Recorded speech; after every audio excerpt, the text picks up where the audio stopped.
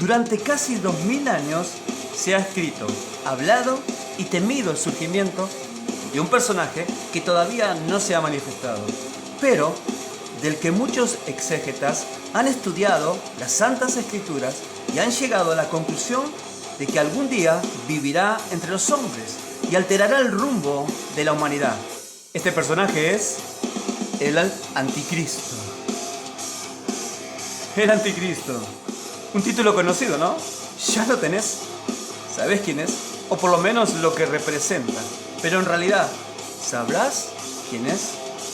Podría decirse que Hollywood lo representa bastante seguido. Muchas son las películas que lo mencionan y estereotipan. Pero ese personaje, casi de caricatura, de fealdad extrema y ambiente de terror, ¿coincide con lo que la Biblia describe de él? ¿Será un monstruo? ¿Será un vampiro? ¿Será un zombie? No, por supuesto, nada de eso es real. Son personajes ficticios, no existen. Solo son símbolos de la maldad. Este estudio no se abocará a tratar de descifrar los posibles candidatos a ser, sino más bien a ver sus características. ¿Quién habló de él? Mucho antes de que existiera alguna compañía cinematográfica. Fue la santa palabra de Dios quien reveló su futura manifestación. De la mencionada figura siniestra. Sí, siniestro. Quizás esa característica sea la única coincidencia entre las versiones cinematográficas y lo que la Biblia dice.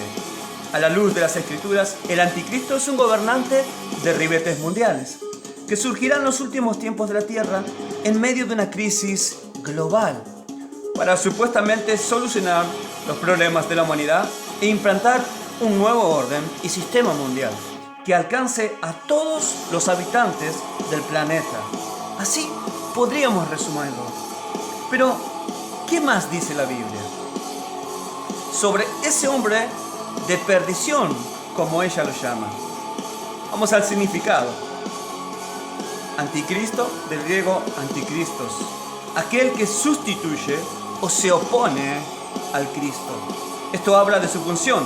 Engañará a los muchos siendo un farsante, comparándose con Cristo, pero a su vez operando un ministerio de iniquidad contra él. ¿Qué dice la Biblia sobre esto? Segunda de Tesalonicenses, capítulo 2. Allí habla de la manifestación del hombre de pecado.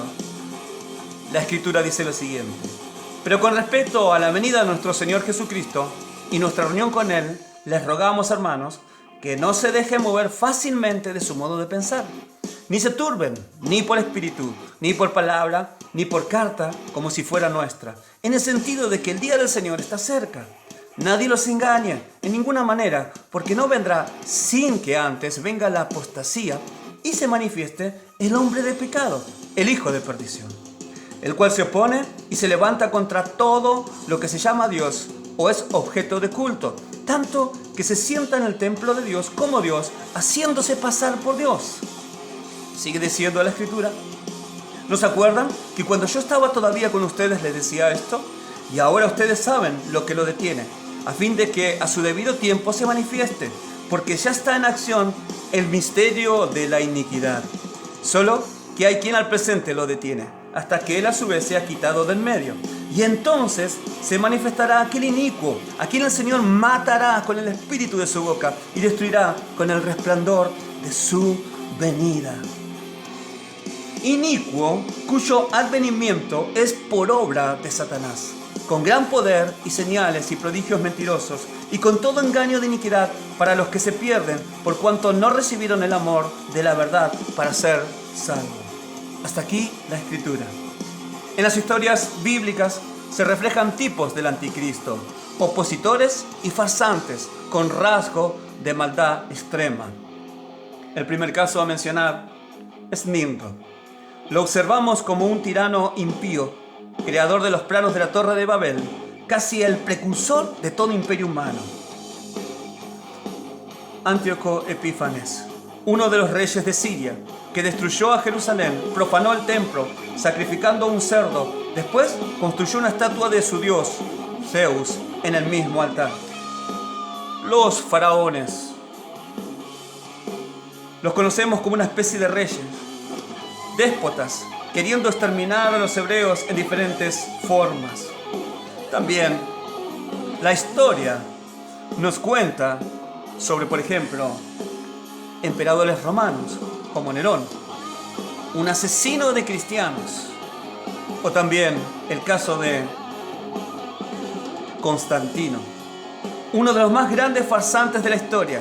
Lo conocemos como un falso creyente religioso, adulterando las doctrinas fundamentales de la salvación a través de concilios y creando las bases por las cuales surgiría un poderío religioso mundial. ¿Será que Constantino se arrepintió al final de su vida? Otro caso, Hitler, como un perseguidor y aniquilador de multitudes, también profesando una falsa religión. Todos ellos fueron controlados y usados por los poderes de la oscuridad, representados en la figura de Satanás. Pero la Biblia relata que en un futuro un ser será inundado de la presencia de Satanás en todo su esplendor. El propósito de Satanás es conquistar y engañar a todos los moradores de la tierra antes de su fin.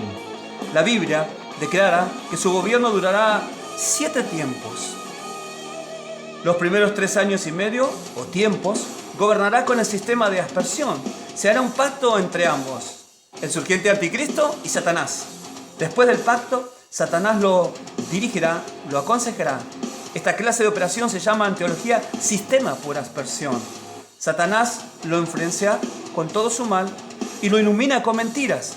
Este sistema durará 42 meses. Durante ese tiempo, el anticristo supuestamente todo lo hará bien a los ojos de los hombres. Crecerá en fama, en honores, se ganará el dote de carisma mundial y recibirá el título de superhombre. Recordemos que esto va a pasar en los primeros 42 meses. Hablaremos un poco del segundo tiempo. En esa segunda etapa, el sistema será cambiado. Satanás operará por posesión, en este caso, directa en el llamado anticristo. ¿Cómo será y qué hará el anticristo? En el poco tiempo que tenemos, quiero darte una descripción desde lo que la Biblia dice al respecto.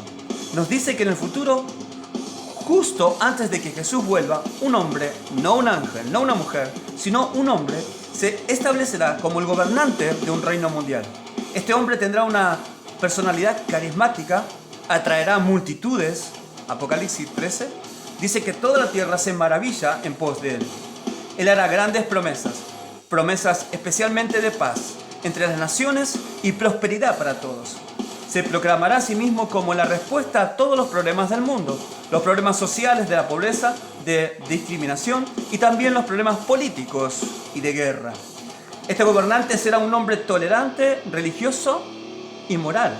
Y de hecho, atraerá tanto apoyo de las falsas religiones de la tierra que todos creerán en él, incluyendo una falsa cristiandad, que será también adorador de ese ser.